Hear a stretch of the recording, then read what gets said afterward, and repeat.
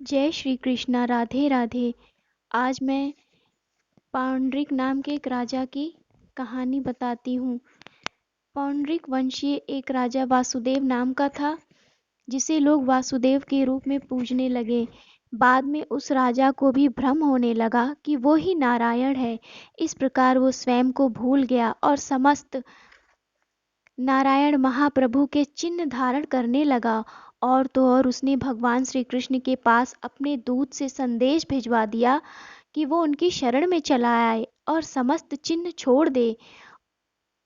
जब दूत ने इस प्रकार प्रभु से कहा तो प्रभु हंसकर बोले, ठीक है, मैं वैसा ही करूँगा।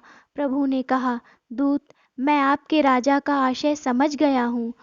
श्री कृष्ण के ऐसा कहने पर दूत चला गया तो भगवान के स्मरण मात्र से ही गरुड़ उपस्थित हुए और प्रभु उस पर विराजमान होकर पौंडरिक की राजधानी की ओर चल पड़ते हैं। भगवान के आक्रमण का समाचार सुनकर पौंडरिक अपनी सेना को सुसज्जित करके युद्ध के लिए निकल पड़ता है। पौंडरिक प्रभु श्री हरि नारायण की सुंदरता देख जल उठता है। प्रभु के नेत्र मानो पूरे संसार को ज्योतिमान कर रखा हो। चेहरे पर ऐसी आभा जिसे पौंडरिक ने पहले कभी नहीं देखा था।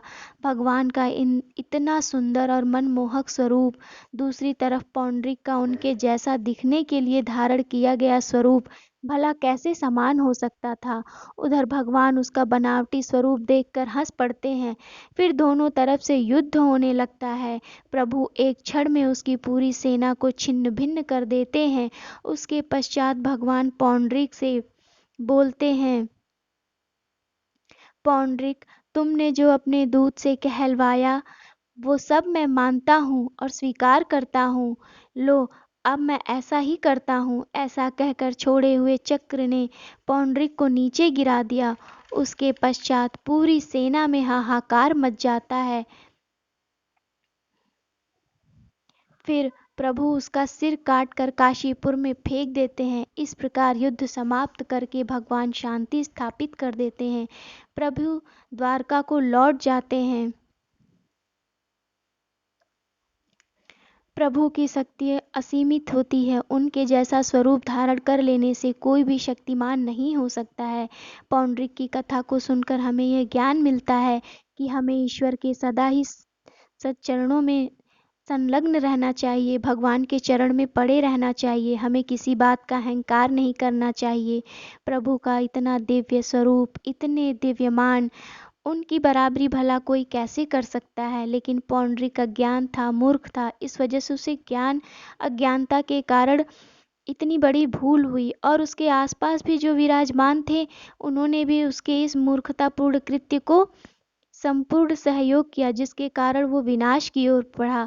इस प्रकार इसलिए हमें अपने मित्रों को भी सोच समझ कर ही बनाना चाहिए, ताकि हमारे मित्र हमें सही मार्ग दिखा सके, ना कि हमें गलत काम करने के लिए हमेशा प्रेरित करें।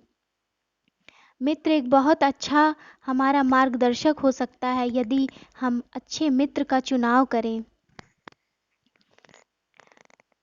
हे भक्तों, अब मैं आपसे यही कहना चाहूँगी, जय श्री कृष्णा, राधे राधे। और इतनी सी बात के साथ अब मैं विदा लेती हूँ।